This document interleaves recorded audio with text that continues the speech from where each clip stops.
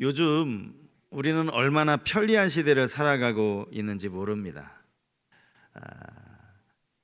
휴대전화 하나만 있으면 전 세계 어디에 있든지 사랑하는 가족들과 심지어는 얼굴을 보면서 통화를 할 수 있는 그런 시대를 살아가고 있죠. 전화기가 없던 시절에는 얼마나 불편했을까 이런 생각을 종종 하게 됩니다. 신약 성경에 여러분 서신서가 얼마나 많습니까? 서신서 가운데에는 특별히 고린도전서, 고린도후서는 바울이 고린도 교회에 편지를 보내고 편지 답장을 기다린 거예요. 그리고 그 답장을 받은 다음에 그 답장에 이어서 보낸 편지가 고린도후서라고 알려져 있습니다. 가슴을 졸이며 편지를 보내는 바울의 심정, 이제나 저제나 그 편지를 기다리던 또 그 바울의 마음, 그리고 다시 편지를 보내는 이런 마음들, 참 불편했겠다, 기다리느라 참 오래 걸렸겠다 싶지만 사실 그렇게 기록되어진 편지가 있기에 오늘 우리가 바울 서신서를 받아서 읽을 수 있는 것 아닙니까? 편지밖에는 마음을 전할 방법이 없고 그들에게 알릴 방법이 없어서 편지를 썼지만 그것이 오늘날도 우리에게 남아서 지금 이 시대를 살아가는 우리에게 도전을 주고 있다라는 거예요. 만약에 그 시절에 바울이 오늘 이제 야고보서인데 야고보가 고난당하는 교회 성도들에게 일일이 전화해서 막 전화를 하고 몇 번 통화를 하고 모든 문제를 해결했다면 우리가 이 야고보서를 언제 어떻게 받아볼 수 있겠습니까? 바울 서신을 우리가 어떻게 읽을 수 있겠습니까? 오늘 우리가 야고보서 말씀을 살피고 있는데 이 야고보서는 고난을 겪고 있는 당시 이 디아스포라 성도들에게 주는 위로의 편지라고 말씀을 드렸습니다. 더군다나 초대교회에 감독을 지낸 사람으로서 목회자의 그 절절한 심정이 이 편지 안에 다 담겨 있다라는 걸 우리가 이 편지를 통해서 읽을 수가 있습니다. 본문에서 저는 야고보가 당시 이 편지를 읽는 사람들에게 전하는 두 가지 당부를 함께 생각을 해보려고 합니다. 그 첫 번째 당부는 시험을 참으라 라고 하는 당부입니다. 시험을 참으라. 자, 본문 12절 말씀인데 우리 12절 말씀을 같이 한번 읽겠습니다. 시험을 참는 자는 복이 있나니 이는 시련을 견디어낸 자가 주께서 자기를 사랑하는 자들에게 약속하신 생명의 면류관을 얻을 것이기 때문이라. 여기 시험을 참는 자가 복이 있다 이렇게 말씀을 하고 있습니다. 이미 앞에서 시험에 대한 이야기를 2절 이하에서 계속 강조를 한 바가 있는데 오늘 12절까지도 역시 시험에 대한 이야기를 하고 있는 것입니다. 특별히 시험을 참는 자가 복이 있나니라는 이 표현, 복이 있나니라는 이 표현은 우리가 신약 성경 마태복음 5장에 나오는 산상수훈 그 가운데서도 복이 있나니 복이 있나니 8번 말씀하신 이 팔복의 말씀을 떠오르게 하는 그런 구절 아닙니까? 심령이 가난한 자가 복이 있나니 애통하는 자가 복이 있나니 오늘 야고보는 시험을 참는 자가 복이 있다 이렇게 우리에게 말하고 있습니다. 우리 생각에 시험을 운 좋게 피해 지나간 사람이 복이 있고 시험을 가까스로 비껴간 그 사람이 복이 있지 어떻게 시험을 참는 자가 복이 있나 싶은데 성경은 분명히 우리에게 말하고 있습니다.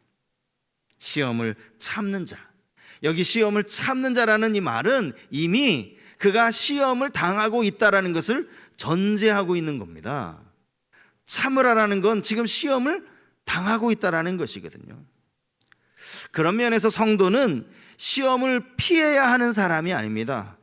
오히려 시험을 잘 견뎌내야 하는 사람인 것이죠.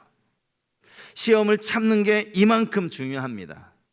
얼마나 많은 사람들이 이 시험을 참지 못하고 있는지, 야고보의 심정을 여러분 한번 생각해 보세요. 시험을 좀 참아라. 시험을 참아야 복이 있다. 이 말을 하고 있는 이 야고보의 심정 말이죠. 당시에 얼마나 많은 사람들이 이 시험을 참지 못하고 있었어요. 어떤 사람은 믿음 때문에 고문당하는 것을 견디지 못했습니다. 믿음 때문에 육신의 배고픔을 견디지 못했습니다. 죽을 수도 있다라고는 이 죽음의 공포를 견디지 못했습니다. 그리고 시험을 참지 못하고 믿음을 포기하고 말았어요. 그런가 하면 또 어떤 사람은 정말 시험을 잘 참고 있었는데 자기 주변에 나와 함께 시험을 참고 있던 사람들이 한 사람, 두 사람 자꾸 믿음을 포기하는 모습을 보면서 처음에 강했던 그 마음이 약해지는 사람들도 분명히 있었을 거예요. 야고보가 너무나 안타까웠던 것이죠. 시험을 참아야 되는데. 저는 히브리서 11장 말씀을 읽을 때마다 종종 이 당시 사람들은 정말 믿음을 지키는 것이 자신의 생명을 내어놓는 것이었구나. 오늘 우리는 너무나 편하게 신앙생활하고 있다라는 생각을 하게 됩니다. 히브리서 11장에 보면 어떤 사람은요, 이 믿음을 지키기 위해서 심한 고문을 받으면서도 구차히 풀려날 것을 거절했다, 이렇게 말하고 있어요. 이 말이 무슨 말이죠? 시험에서 풀려날, 고난에서 풀려날 기회가 있었다라는 것이죠.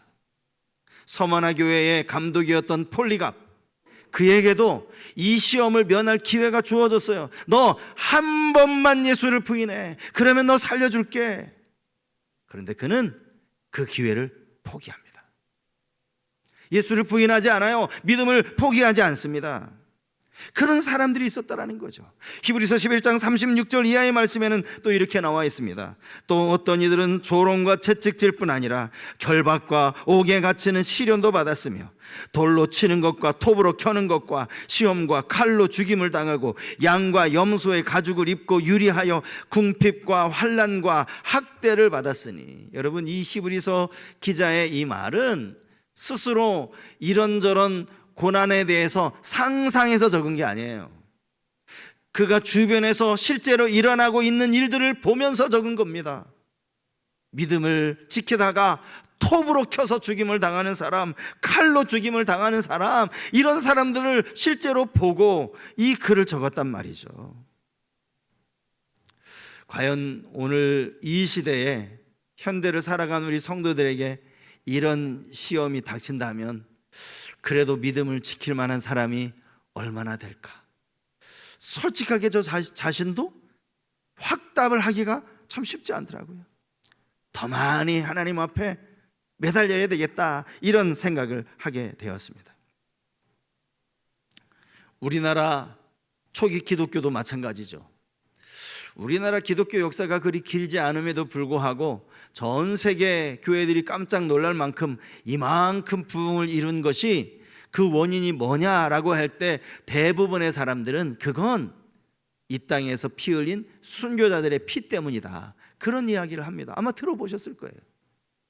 많은 믿음의 선배들이 믿음을 지키기 위해서, 저 공산당들과 싸우면서 믿음을 지키기 위해서 그렇게 순교의 제물로 드려졌다라는 거예요. 우리가 알고 있는 뭐 주기철 목사님이나 또 이기풍 목사님이나 손양은 목사님, 이런 분들이야 뭐 워낙 우리에게 잘 알려진 이름들이지만, 그분 말고도 이름도 알지 못하는 많은 성도들이, 평신도들이 믿음을 지키기 위해서 예수 그리스도 부인하지 않겠다고 그렇게 순교의 제물로 드려졌다라는 거예요. 꽤 오래전 일인데 제가 기독신문에서 이런 기사를 보았어요. 제가 말씀드린 주기철 목사님, 이기품 목사님, 또 손양호 목사님, 그분 자녀들이 지금 뭐 장로님도 되셨고 또 권사님도 되셨는데, 이 세 분을 어느 한 교회가 초대한 거예요.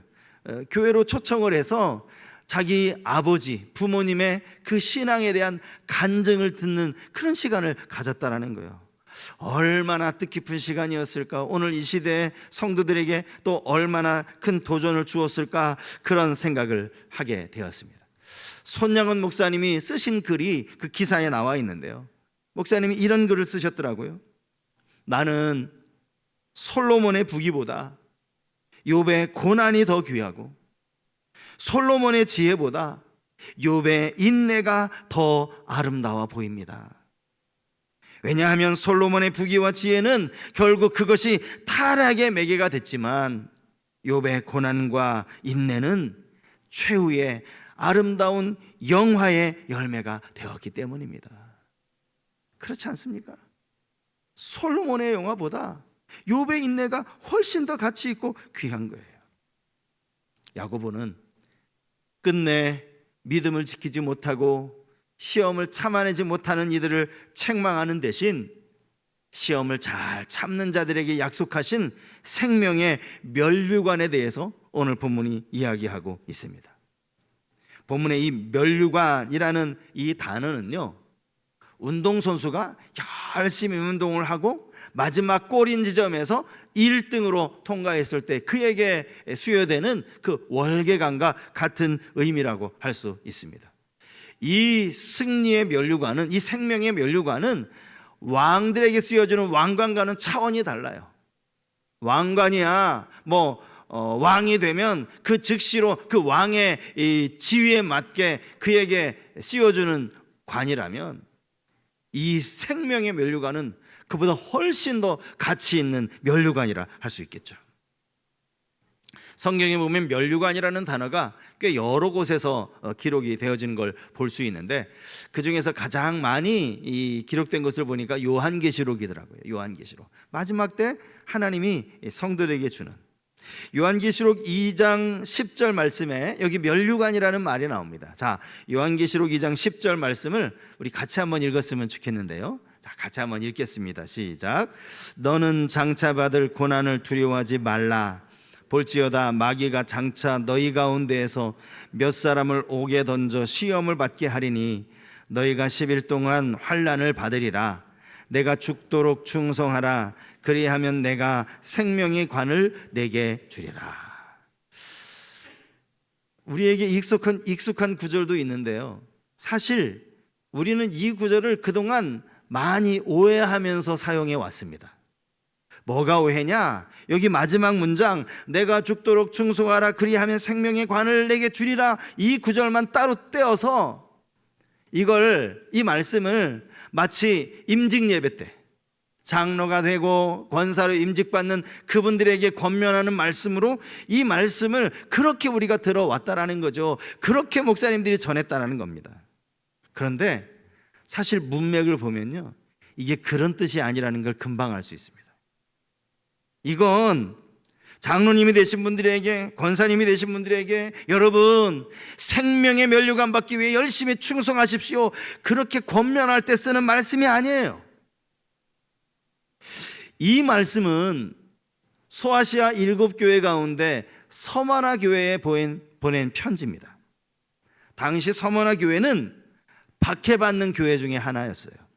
이 서머나 지역에 유대인들이 꽤 많이 살았는데요, 이 유대인들의 눈에 많은 이방인들이, 심지어 유대인들까지 자꾸 기독교로 개정하는 모습을 보면서 이들이 화가 치밀어 오른 거예요.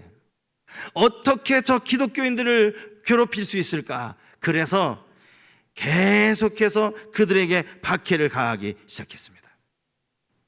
온갖 방법을 동원해서 기독교인들을 박해한 거예요. 그 결과 어떤 사람은 멀쩡하게 살던 집에서 쫓겨나기 시작했어요. 잘 다니던 직장에서 쫓겨나기 시작했습니다. 여러분, 집을 잃어버리고 직장에서 쫓겨나면 당장 찾아오는 게 삶의 궁핍함이죠.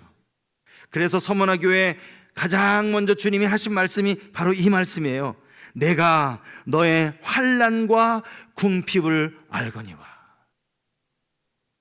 네가 지금 예수 믿는다는 것 때문에 직장에서 쫓겨났고 거할 집이 없어져서 네가 이렇게 환난을 당하고 이렇게 궁핍한 거 내가 안다, 그 이야기를 하고 있는 것이죠. 또 성도 가운데에는 옥에 갇히는 사람, 죽임을 당하는 사람들도 있었습니다. 이들에게 하는 권면이 네가 죽도록 충성하래요. 이건 어떤 시험과 어떤 고난을 만나더라도 끝까지 참고 믿음으로 견뎌라, 그런 의미지 임직받았으니까 열심히 충성하라, 그런 의미가 아닙니다. 여기서 말하는 이 충성도 믿음으로 인내하는 그런 의미를 가지고 있는 거예요. 생명의 면류관은요, 충성된 자에게 주는 게 아닙니다. 끝까지 믿음을 지킨 자들에게 주는 관이에요. 이게 생명의 면류관입니다. 디모데후서에서도 바울이 의의 면류관을 이야기하는 장면이 나옵니다. 디모데후서 4장 7절과 8절 말씀인데요, 나는 선한 싸움을 싸우고 나의 달려갈 길을 마치고 믿음을 지켰으니 이제 후로는 나를 위하여 의의 면류관이 예비되었으므로 주 곧 의로우신 재판장이 그날에 내게 주실 것이며 내게만 아니라 주의 나타나심을 사모하는 모든 자에게도니라. 이 말씀, 바울이 말하는 의의 면류관도요, 앞부분만 보면 야, 바울이 믿음의 선한 싸움 잘 싸우고 사도로 사명을 잘 감당해서 충성한 그에게 수여하는 면류관이구나, 이렇게 생각하기 쉬운데 아니에요. 그렇지 않습니다. 바울이 뒤에 뭐라고 합니까? 이건 나만 받을 것이 아니다. 주의 나타나심을 사모하는 모든 자가 다 받을 면류관이다. 바울이 평생 사도로 수고했기 때문에 받는 면류관이 의의 면류관이 아니라고요.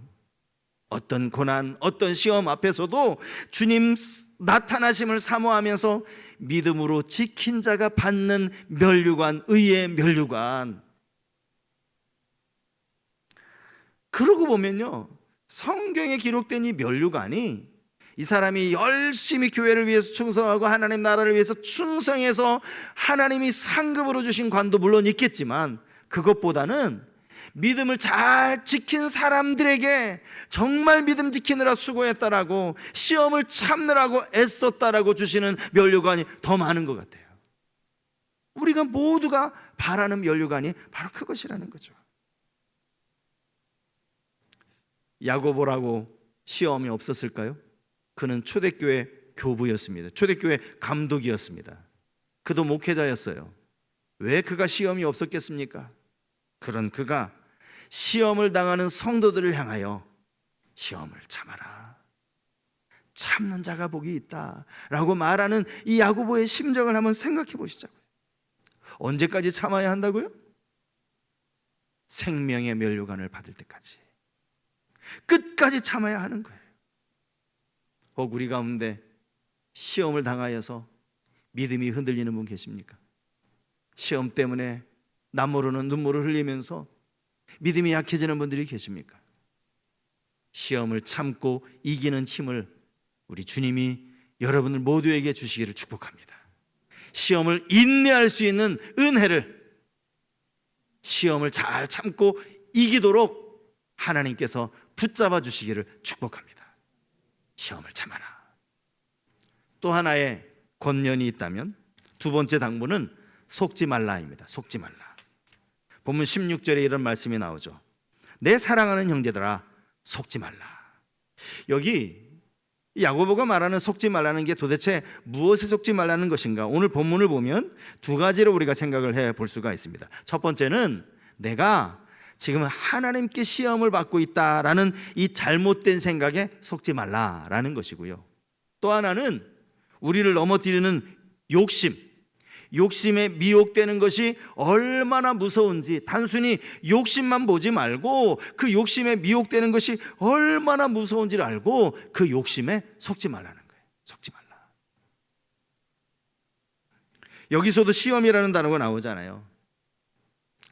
똑같은 단어인데 여러분, 문맥에 따라 이것이 연단을 위해서 하나님이 주시는 시험으로도 사용이 되고, 또 이런 우리를 유혹하기 위한 마귀의 시험으로도 사용이 된다는 것. 이걸 알 수 있는 건 문맥이에요. 문맥.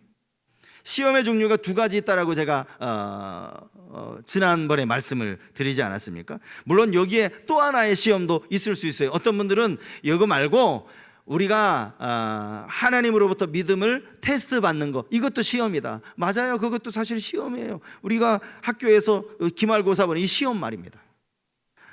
하나님이 아브라함에게 100세에 낳은 아들 이삭을 번제로 바치라, 이거 시험이에요. 그의 믿음을 테스트하기 위한 시험이었다라는 것이죠. 하나님은 이렇게 믿음의 사람들이 시험하십니다.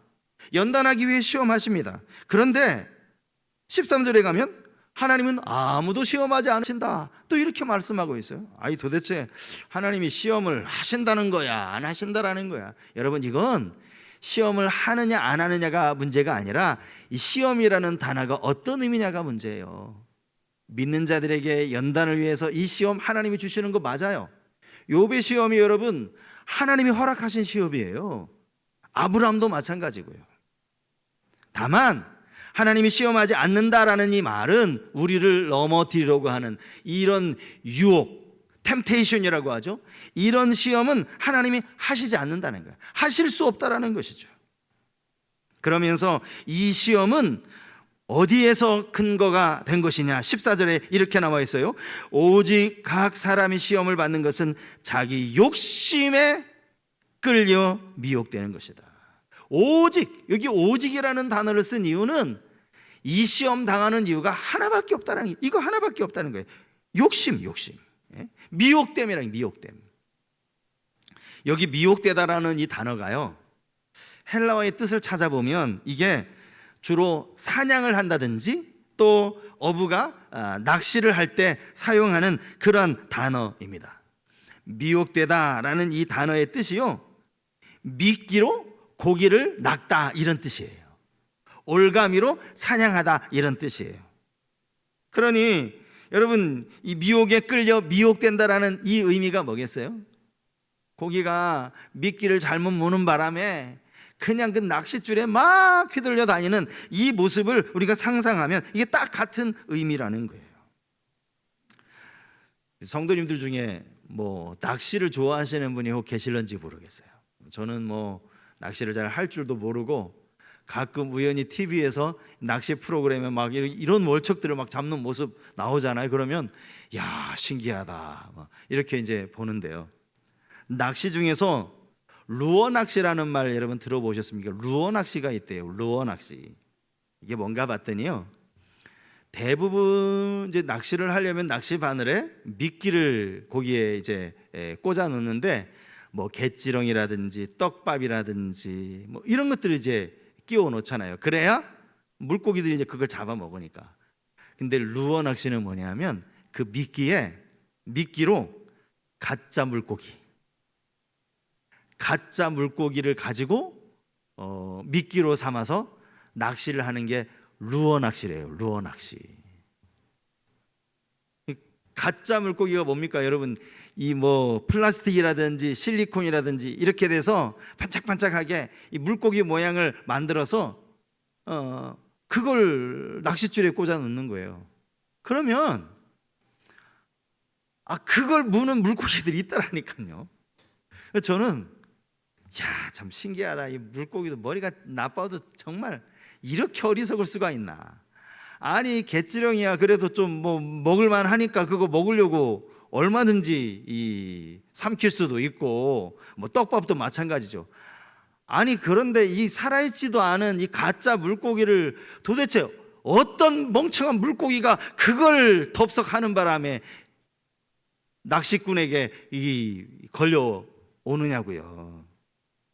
참, 이런 멍청이가 다 있나, 이런 멍청한 물고기가 다 있나 싶었는데 야고보가 지금 그거 가지고 우리에게 이야기하는 거예요.